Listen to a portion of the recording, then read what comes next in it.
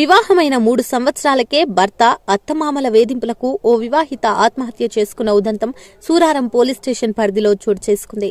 సూరారం నివాసి బట్ట అభిలాష్తో అమరావతి వివాహం 2019 నవంబర్ 22న జరిగింది.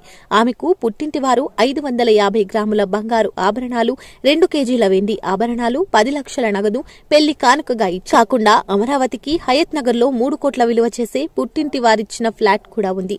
పెళ్లైన కొత్తలో సజావుగా సాగిన కాపురం ఆ తర్వాత భర్త అభిలాష్ వేధింపులు, అదనపు కట్నం డిమాండ్తో ప్రతిరోజు ఆమె భర్తతో నరకం చూసింది.